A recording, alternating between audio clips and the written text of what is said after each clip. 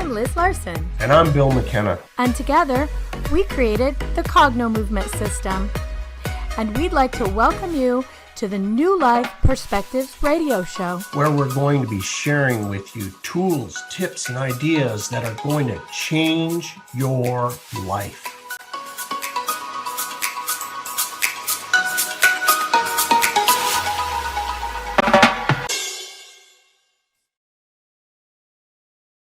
Hi, everybody. We're really excited for you to hear this episode with author Whitely Strieber of Communion. But we want you to know that this episode does have some adult content that is graphic and sexual in nature. There also are some other topics that might be triggering to some people. Please be advised before you listen or watch this episode that it may not be appropriate for children or some audiences. Hello in UK Health Radio Land. I am Liz Larson, and I'm here with my friend, Bill McKenna. Hey, Bill McKenna. And we are the hosts of the New Life Perspectives radio show. And we just happen to be the pair that created the Cognomovement system. So everybody hold on to your hats. We have a topic that we want to talk about today. And I want to tell you that for some of you, it may seem a little out there. And I really mean that. There's no pun there. I guess it would be pun intended. Our guest today is Whitely Strieber, the author of Communion.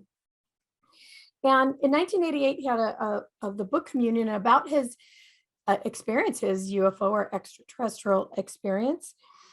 And as over 3 million copies were sold, and as subsequently, there was a movie created, and many of you might remember this movie also by the same name, Communion.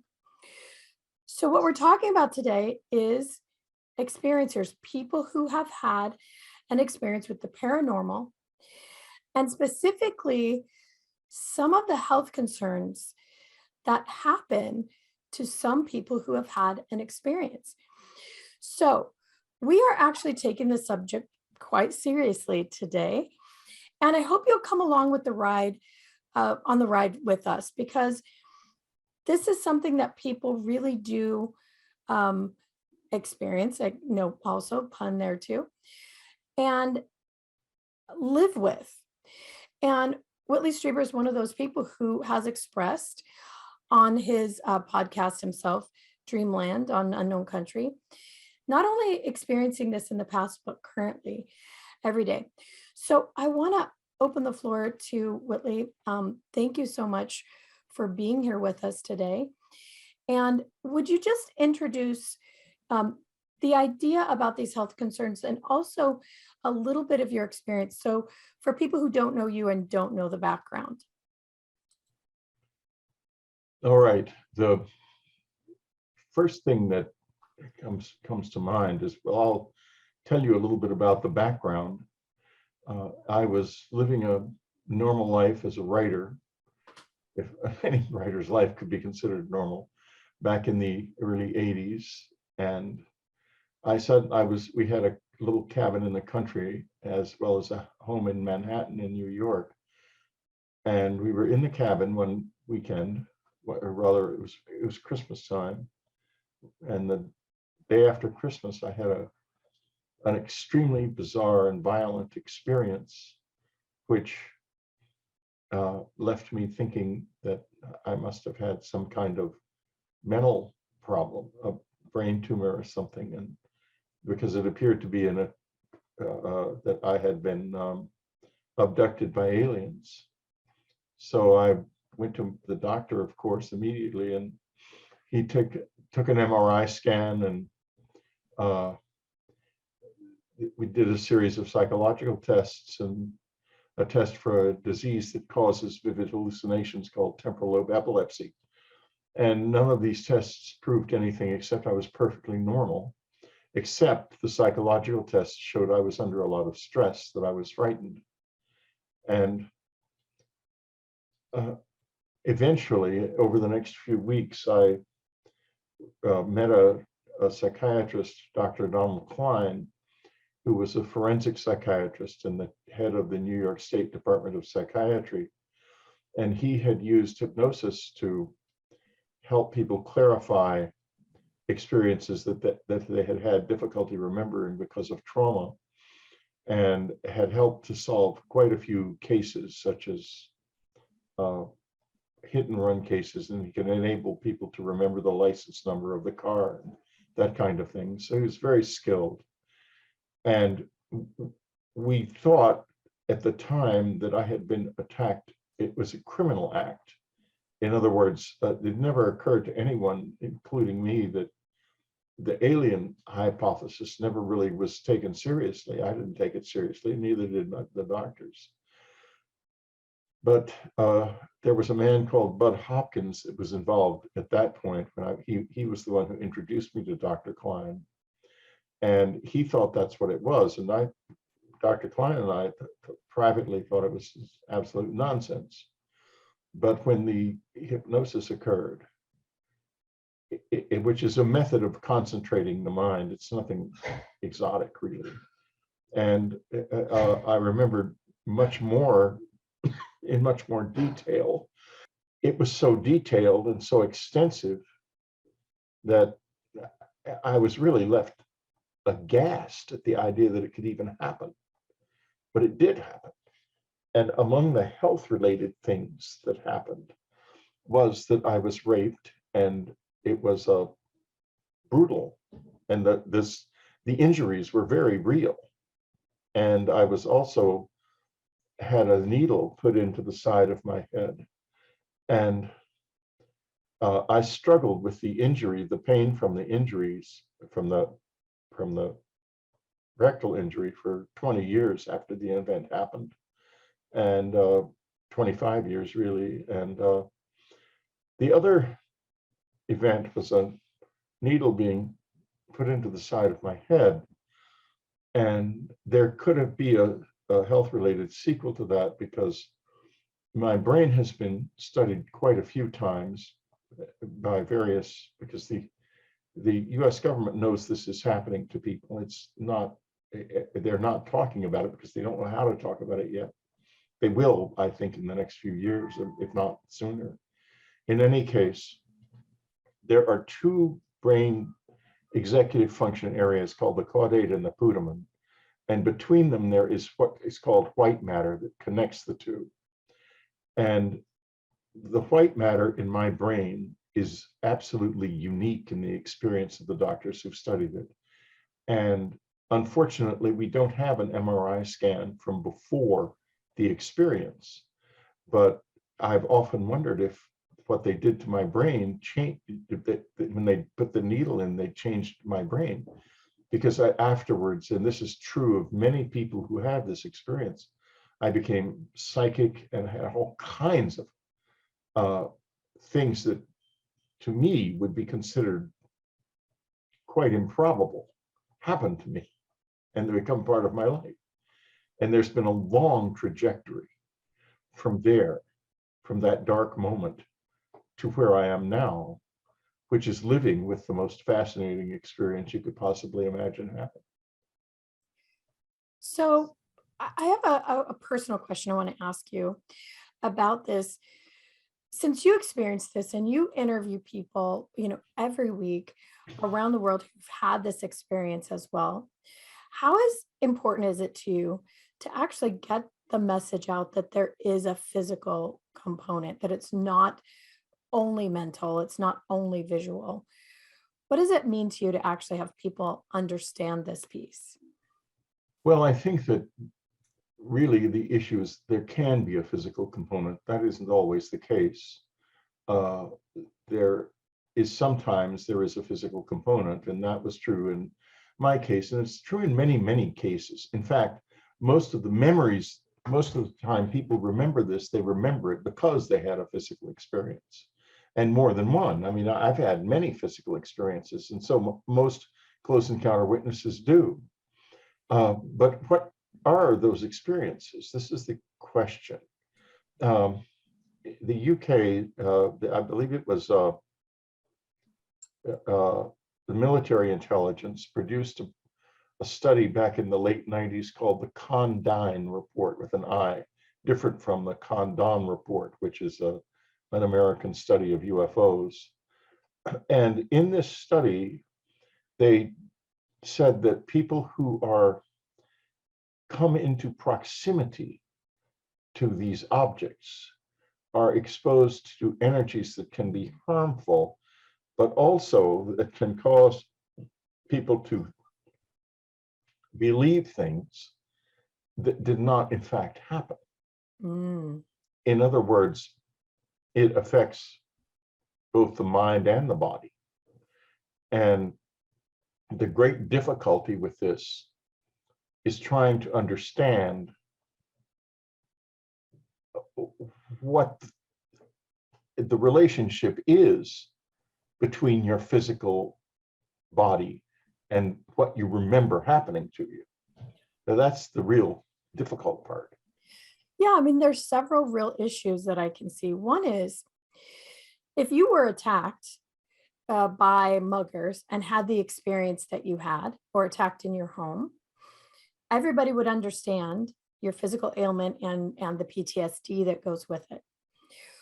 When it comes to something like this topic of UFO, where we're not collectively in agreement that that's even real, now you have physical, emotional trauma that some people, including many doctors, would say didn't happen. So it, in my estimation, becomes much more complex. We need to establish almost a baseline, I would think medically, that this is actually happening to people. And there are subsequent consequences as well. So would you share with us, was that your experience? I know you shared that when you had some brain scans and eventually you were able to kind of justify and verify your issues. But what was your experience about that, getting people to even understand this as a factual experience? That was very difficult. At first, the idea that it was a factual experience was a source of tremendous internal conflict, because on the one hand, I was being treated for injuries. On the other hand, I couldn't believe that what I remembered could possibly have happened. And so I was really in a very stressful situation. And then there was the issue of, if it did happen and these things were real and they were flying around in the sky looking for people to do this to, how vulnerable were we? And indeed, was I and my entire family? Because why had they taken an interest in me? And did that mean they also were interested in my wife and child, who was 7 years old at the time? It was extremely concerning. And yet at the same time, I was really curious, because once I got to the point of thinking to myself that in some way this was an unknown experience, I've never concluded that it's a contact with aliens, because I don't think I have enough. I don't think anybody has enough baseline information. But once then I got quite curious, and I began to go out in the woods at night to try to re-engage with them. Not that I expected to find them in the woods, but that I thought that if I was going out into the dark woods in the middle of the night to the same place where they had taken me in originally, it would be a signal to them that I was ready to engage further. And that actually worked. I was engaged further with them, and still am all these years later. The other side of the coin was this. I decided to write a book about it because I'm a writer, and it was a fascinating experience. I had no idea of the tremendously powerful cultural resistance that would occur. I thought that was something virtually unknown that had happened to just maybe a couple of hundred people. And I thought it was a fascinating speculation. And the book Communion is very speculative. It never asserts anything. And yet I then spent years in having the experience of being laughed at for being raped and bullied just mercilessly on the radio and the television and the media. And my child's life was essentially ruined by bullying. We were, as a family, more or less isolated. It was a horrible response. And my wife Anne used to say, you know, the visitors are much nicer than human beings, and they're not very nice either, are they? But it was, so there was a tremendous amount of added trauma from that, and still is. That hasn't ended. I don't think it'll end in my lifetime. There are other health issues, though, that are very provocative. This whole thing is very provocative, and that has to do with sexuality. I had semen removed from my body, and this was done by exciting the nerve that causes an erection. And I had I was not in a sexual state at all. And you can hear me under the hypnosis saying essentially what's going on here. But it was extracted from my body. And women have eggs extracted. They have disappearing pregnancies, not phantom pregnancies, but pregnancies that have been verified and then suddenly mysteriously disappear. All three of these things are commonplaces of this experience, and they're tremendously traumatizing, because you're left with the question of, well, my semen is my soul's presence in the body, and now somebody's taken it. And what have they done with it? Have they made children with this, or experiments or something? It's a horrible thing to live with, to know that. Wow, this is such a massive conversation. I just want to say thank you for being willing to share such intimate details. And I know you've shared it many times before. We need to take a quick break. Let's hear from our sponsors at the UK Health Radio Network. UK Health Radio, take it away. And we're back. We were hearing Whitely Strieber talk about some really shocking and painful things that he underwent. So you were talking about the fact that women lose pregnancies. If you're listening to this and you've never heard this before, go back. I encourage you to go back into Whitley's podcast called Dreamland. It is on the unknowncountry.com platform, and listen to some of these, because it's not a limited experience. It's happened to many, many men and women, the lost pregnancies and the genetic material that was taken, which leads into a much, much bigger conversation about what's happening to it. I would like to shift gears just for a moment. What caught my attention, I heard an interview with Deborah Cobble, who has also shared her story about contact. A very interesting, shocking story as well. She talked about having, after that, injury to her eyes, but also injury to the brain that caused aural migraines, or a migraine with an aura or light or lightning in the eyes. Would you share with us a little bit about that phenomenon? Yeah, there's many close encounter witnesses suffer from headaches, and I think there are three causes. One is pushing the experience itself away and refusing to face it, and not wanting to see it. And I had that in the summer before I finally realized it was going on. I was having those types of headaches every day, and that was because I wasn't willing to allow myself to see what was there and what was happening.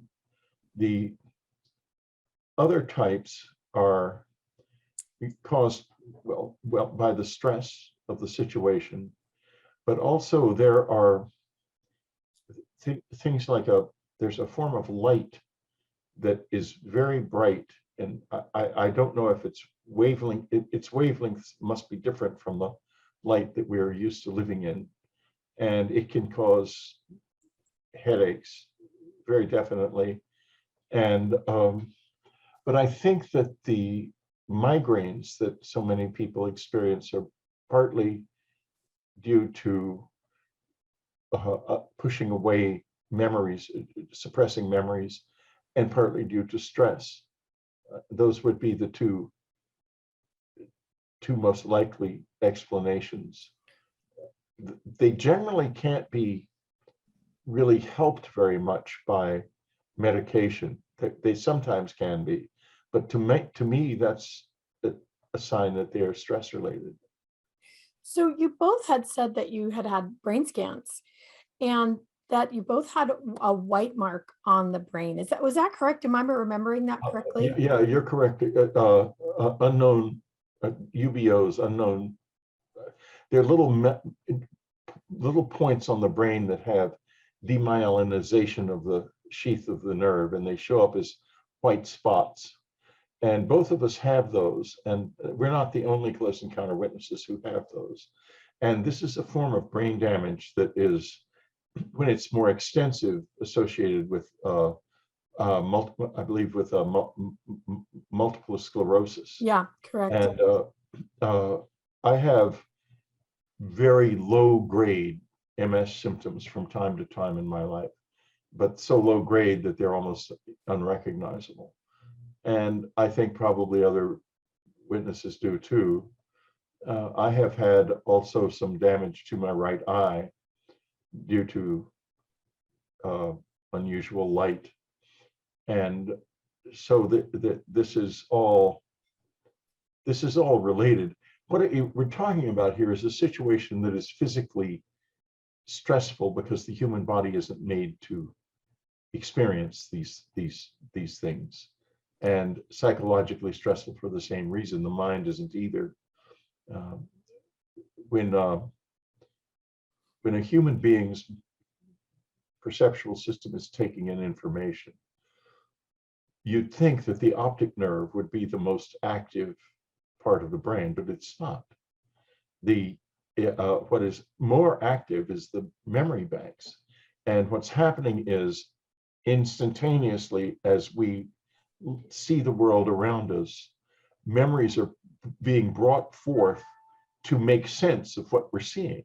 Mm-hmm. And if you suddenly are seeing something that you've never seen before, then that system breaks down immediately. And at that point, you can no longer tell whether or not your perceptions are accurate. And this is the core problem with memory. And it's also extremely stressful because it's terrifying on a very deep level to have an experience that has no precedent that the brain can draw on, and therefore is there and out there, and you know that it's happening, but you can't make sense of it. Yeah, now you're speaking our language. This has everything to do with the work that Bill and I do. And we know that the nervous system is always looking for threat assessment, and that's its job. And when it encounters something that it either makes an errant match to as a threat assessment or cannot find one, you're right, that terror level, that limbic system, that fight or flight really goes into hyperdrive. And a lot of the after effects of a situation with this kind of magnitude could be exactly shock.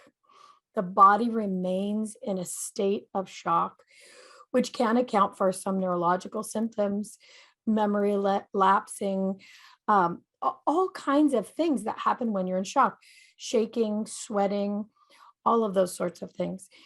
And I think one of the things that you're saying that really strikes me is that an encounter that might be radioactive in nature, that might be very, very hyperelectric in nature, would very much disturb the nervous system, the inputs, the way that we take on information.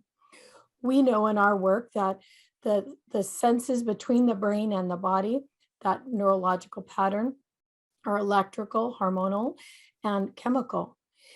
And something with this kind of magnitude that might be radioactive or electrical would definitely interfere with those neural pathways, interfering with memory, glandular function, of course, other motor function and brain. So I think it makes a lot of sense that people are having these kinds of symptoms after the fact. Would you talk a little bit about some of the other outward physical things, marks that people have, implants that they feel under their skin? Yeah, I've been marked with triangles, and also on one of my ankles, there is a little mark, which is very important to me because one of the side effects of this apparently is allergies. And I have a lot, extraordinary amount of allergies. And every once in a while, the visitors will show up and they will prick that mark with something. And that makes the allergies subside tremendously for 6 months or so. Wow. And they did that about 4 weeks ago, which is why I only coughed and sneezed once during this conversation so far, even though there's lots of pollens in the air.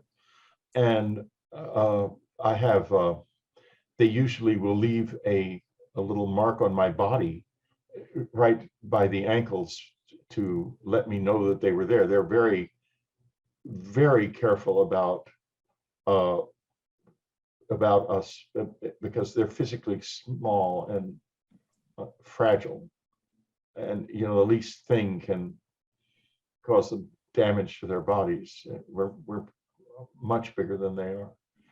And so that's done from time to time. And I also have in my ear here, my left ear, an implant, which is, it was put in 1989, not by aliens, but by two people who I saw come into the room. I couldn't stop them from doing anything. I didn't know what they were there for and doing, but it was obviously part of an operation because when I woke up as they were coming into the room in the country house, the cabin that I had then, I heard a voice in the backyard say condition red. And I had been awakened by the fact that there was the crunching of gravel in the driveway in front of the house. And it was a gravel driveway and it was dark. There were no car lights. There was a big gate. No one could get around. And yet here was this vehicle. And I turned to turn on the floodlights that were around the house. And when I did that, I saw the two people standing in the doorway. And the alarm system was triggered. It was on. I could see they were literally visible in the red glow from the alarm system's LED lights. And then I went for a gun that was under the bed. I was very armed and very protected at that point. I went for a gun under the bed, but they reached me before that. And I ended up lying on my right side and having pressure against my head. And then they left quite noisily with a great huge flash of light and all kinds of crashing in the forests, in the woods. And a couple of days later, I felt sore and I could feel something, a lump in there. My wife and I tried to figure out what it was for. In other words, we tried to use it because it would turn on and make a whining sound in my ear and the ear would turn bright red. So we knew it was active and we kept thinking, couldn't I use it? Well, maybe it's there for me. But eventually, since we made no progress in the early 90s, we had a doctor attempt to remove it. And he opened up this place where it is now. And it immediately, as soon as he opened it up to pull it out, it moved down into the earlobe on its own. Wow. And so he closed the incision because it couldn't do anything. And 2 days later, there was a burning sensation in the ear and it went back up to where it remains to this day. However,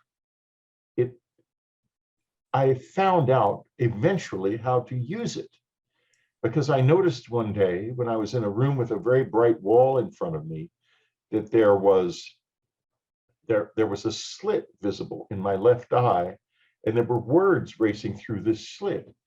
And it's so fast I couldn't read them except in just snatches. But I thought, what in the world is going on here? And I've discovered that from my standpoint, I don't know what it does, what else it does. I somehow doubt that it's tracking my visits to the grocery store. If it is, whoever put it in is fantastically bored. In any case, I use it as a research tool because all I have to do is ask myself even the most obscure questions on the books I'm working on, and the material comes to me in my mind. And it is I've written 3 books, 2 of them very complex research books using this, and a 4th historical novel using it. And it's just a real treasure. I'm very happy to have it now, but it took me more than 20 years to figure out how to use it. Wow. Fascinating. Okay, we've got to take another break. This conversation is going way too fast. Got to take another break and hear from the UK Health Radio. We will be right back. Okay, so we are back. We were talking about implants and the kind of downloadable information that provides for you. And I would just have to say, that sounds strangely familiar, doesn't it, Bill McKenna? You know, I don't think we've talked about that on the air before. We have not. We have not, but somebody right, on this show, not Whitley, but has also had implants, and anyway, amazing stories of time loss, and then implants actually coming out of the skin that looked like piece of black glass shards, and lost time, that sort of thing. Anyway, I think hats off to Whitley as to actually being able to figure out how the heck to use these things. I'm so curious, Whitley, because you've managed to, it sounds to me like, actually establish a relationship. Did it ever come to light as to the purpose of all of this? They obviously chose you on purpose. And is it something that they have self-interest? Are they trying to help you? Do you know? Have you gotten any answers on any of that? Well, I can tell you what seems logical to me. First, the removal of sexual material is about experimenting with creating human beings or creating something with our sexual material. It must be. Now, how much have they taken from this world? It's not necessarily right to assume that it's just humans. They could have taken it from animals. They could have taken seeds and so forth from plants. They could, in fact, over time, have created a complete record of life on Earth. And if that's the case, maybe they're planning to seed another planet with this planet's biome. And I think that's something we might be very interested in doing in a few hundred years if we had access to the to the universe and knew that there were planets that we could seed in various ways that would improve somehow, be something that would be valuable to us for one reason or another. So I think that's one possibility. I think that within the close encounter movement, there are people who claim that there are hybrids, human alien hybrids. And I have actually, we had a very strange person living in our woods behind our house for some time, and who we lost the cabin because of all of the hostility that I talked about earlier. We eventually were destroyed, we were destroyed financially and went bankrupt, and had to move to a little condo in my original hometown of San Antonio, Texas. And this individual followed us there. And he looked like a child. He looked like about 11 years old from a distance, but when you were close to him, it was obvious he was no child. It was more like a very short adult. And he could not speak. He could get into your mind, and you could communicate with him very easily that way.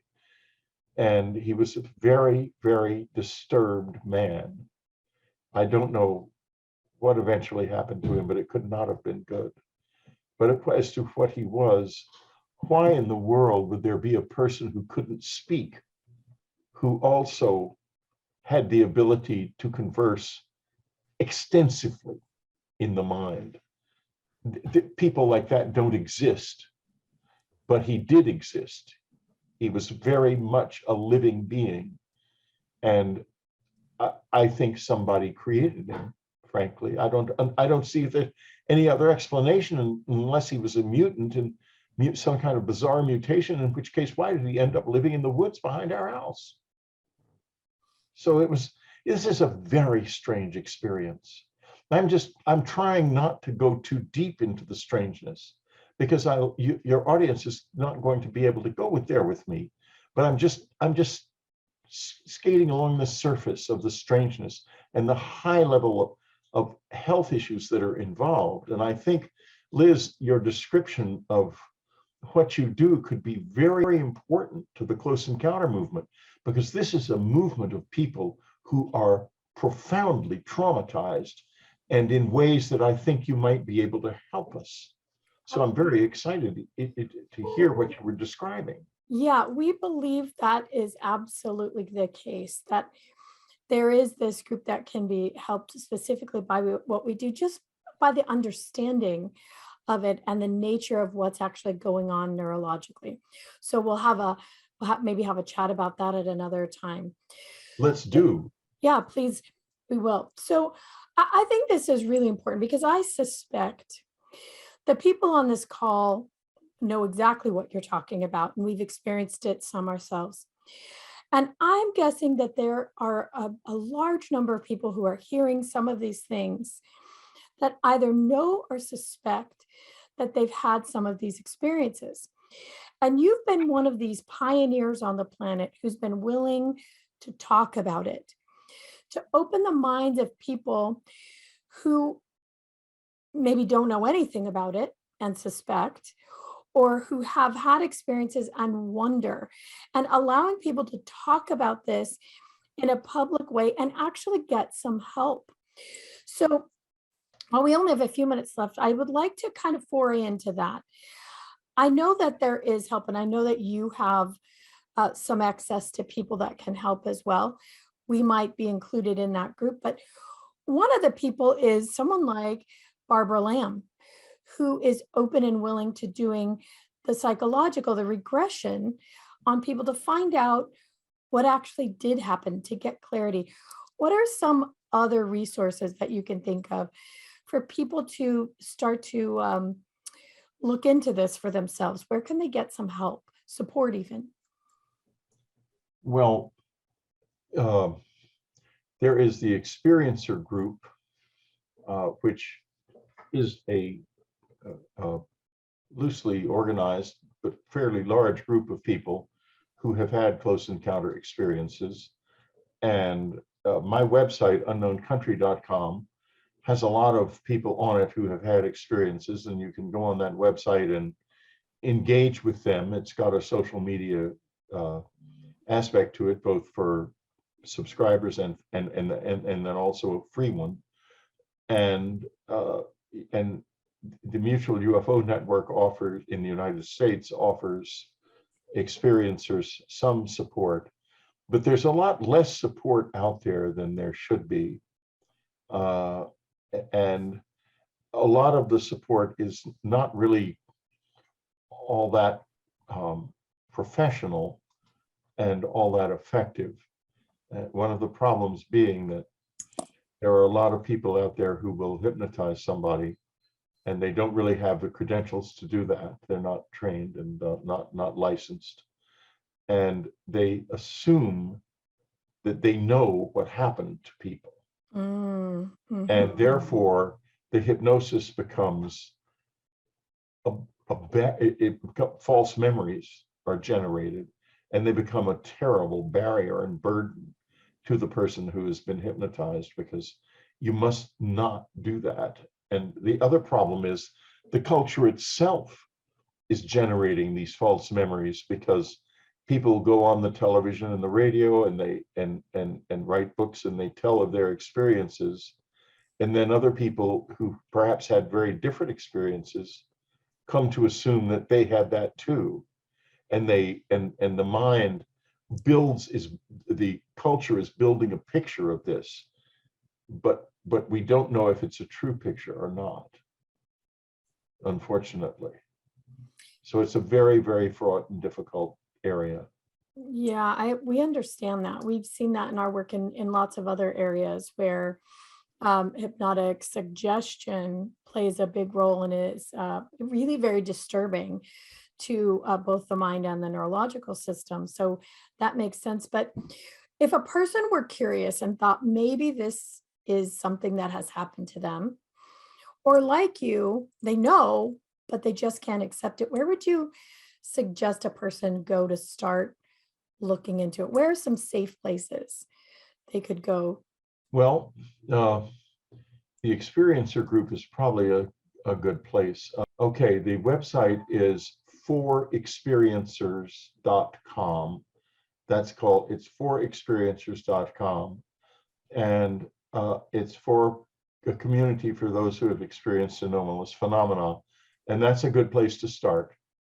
And that is, I know the people who run that, and they're good people. So the word for, FOR, forexperiencers.com. Yes, forexperiencers.com. So let's finish up, if we can, on a little bit of a high note. I know that your initial book, your initial experience was terrifying and left you physically and emotionally scarred. But you've expressed on your show, Dreamland, on unknowncountry.com, that it's a different experience now, that you're still in contact, but it's something that you would value be the right word? Yes, it's extremely valuable. I'm very relieved that I never pushed it away from me. And I thank my wife, Anne, for that, because she was simply certain that it would be of value. And she used to say that what happened to you at the beginning was so distorted by your fear, you don't really know whether they were trying to be helpful or harm, or what they were trying to do. You have to remain neutral about that. And then an academic, a religious scholar, Jeffrey Kripal, who has become a good friend, pointed out to me that what happened in the beginning was initiatory in nature, in the sense that it overturned my entire experience of the world. And I came out of it as a new man. And in that sense, I'm grateful for what happened to me. And the experience as it goes on now, how would you classify it? Is it friendly? Is it spiritual? Is it, what would you say now? It's spiritual, it's very demanding, and it is loving, very definitely. There's a lot of love there, and it's very demanding in the sense that, to give you an idea, I'm waked up at night, every night at 3 o'clock, between 3 and 4 in the morning, to meditate with this presence. And if you look into some yogas, there's a very ancient practice called Brahma Muhurta time, which is the time of learning, which is an hour and a half before sunrise. And when the mind is most open, and this is a very important time to meditate, and they taught me that. They started meditating with me at that hour and insisting I do it. But it's hard to live like that, but I'm grateful for it, because boy, I mean, it's a wonderful life now. It's an extraordinary life. Would you say that it has lifted or raised your consciousness or expanded your awareness? There's no words to come back to you at the degree to which my awareness has been expanded, and my knowledge and my consciousness. And there's so much here. It's so rich. It's very rich. It's a wonderful way to live, but it's also very hard. And I think if it expands more into the world, to more people, it's going to be, at first at least, a difficult experience. But over time, I think it will enrich the human species immeasurably. I agree with you. So we've come to the end of our time. Whitley asked us to let you know that Communion is going to be re-released next month in May, and also in audio version on Audible. So everybody watch out for that. If you have not already, please go to unknowncountry.com. And not only is there the podcast Dreamland, which I love, but many, many others. There's thousands of hours of content. Any last thoughts, Bill? I think we probably could do a month of episodes with Whitley. There's so much here. We hope to have you on in the future because we want to delve into it in more depth.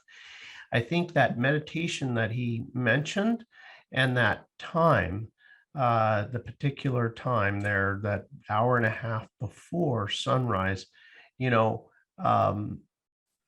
to validate, I've heard this multiple times from multiple teachers. It's there is something to it, and it has to do with the position of the sun relative to your position on Earth and the electromagnetic spectrum. You can look up sidereal time. There has been amazing type of scientific research done by the SRI, the Stanford Research Institute, and funded by the CIA, that there's something like a 400% increase in your ESP or psychic abilities at that time. So anyway, it's fascinating stuff. And I love hearing it all from you, Whitney. Thank you so much for having us on, coming on the show. Yeah. Thank you very much for having me. We just appreciate it so much. Everybody out there who's listening, thank you for being willing to listen to this today and having an open mind.